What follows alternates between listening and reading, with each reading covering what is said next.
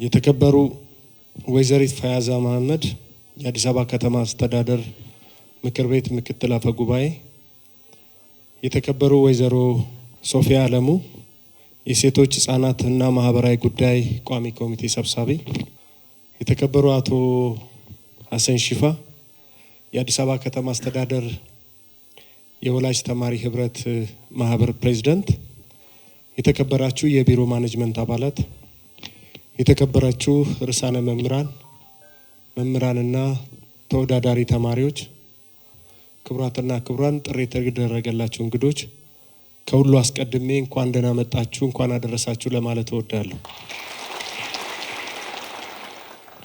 ዲሞክራሲያዊ መግባባት ለሀገር ለህብረ ብሔራዊ አንድነት በሚል መሪ ቃል የምናከብረው የዘንድሮ የኢትዮጵያ ብሔር ብሔረሰቦችና ህዝቦች በዓል ከዚህ ቀደም ባካከበርናቸው በአይነቱ የተለየ መሆኑን ሁላችንም እንረዳለን።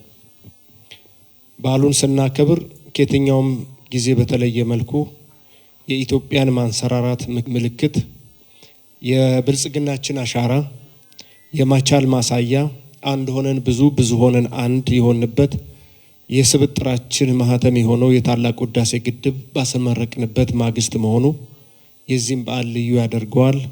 እንኳን ደስ ያላችሁም ለማለት እወዳለሁ።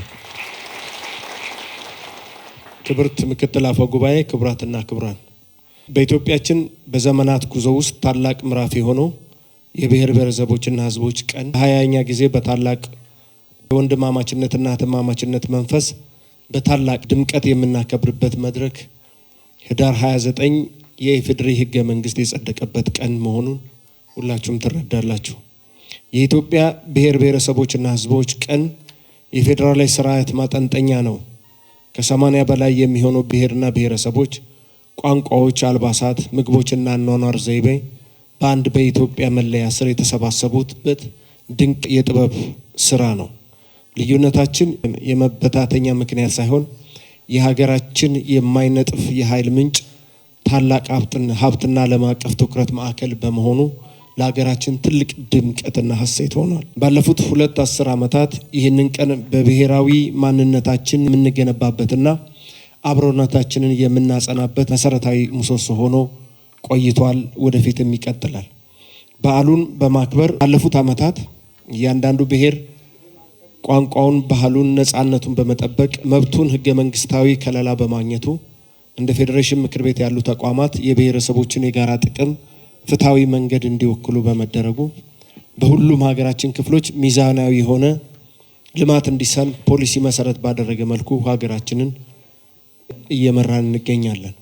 የዘንድሮ የ20ኛው ክብረ በዓል ዲሞክራሲያዊ መግባባት ለህብረ ብሔራዊ አንድነት በሚል መሪ ቃል መከበሩ ለወቅታዊ ሀገራችን ሁኔታ እጅግ ተገቢና ወሳኝ መልእክት የያዘ ሲሆን ይህም ዲሞክራሲያዊ መግባባት ማለት ጥያቄያችንን በውይይትና በህግ አግባብ በመመለስ ሀገራዊ ልማትና ብልጽግናን ማረጋገጥ የምንችልበትን አሰራር ለመዘርጋት በአብሮነትና በአንድነት ለሀገር ወደምንፈልግበት ደረጃ እንድንሄድ መሰረት የሚሆን ትልቅ አቅምንና ጽናትን የሚሰጥ ቃል ነው።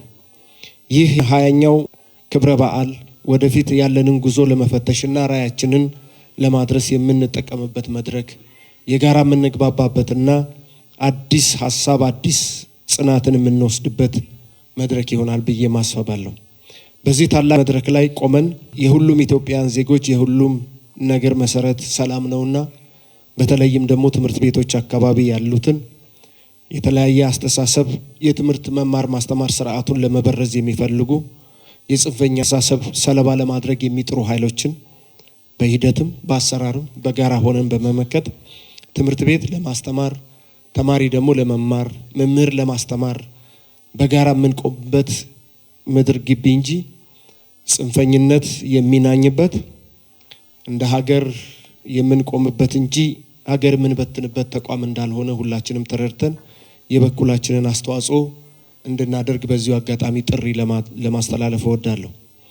ከትምህርት ቤት ጀምሮ በተካሄደው ጥያቄና መልስ ውድድር ላይ ተሳትፋችሁ በቢሮ ደረጃ በተካሄደው ከተማ አቀፍ ጥያቄና መልስ ውድድር ላይ ለመሳተፍ በክፍለ ከተማችን አሸናፊ በመሆን ለውድድር የቀረባችሁ ተማሪዎች በሙሉ አሸናፊዎች ለሁላችሁም እውቅና ቢሮአችን ይሰጣል። በተጨማሪም በቢሮ ደረጃ የተካሄደውን ማጣሪያ ውድድር በማለፍ ዛሬ እዚህ መድረክ ላይ አሸናፊ በከተማ አቀፍ ጥያቄና መልስ ውድድር ላይ የምትወዳደሩ ተማሪዎች መልካም ውድድር ጊዜ እንዲሆንላችሁ እመኛለሁ።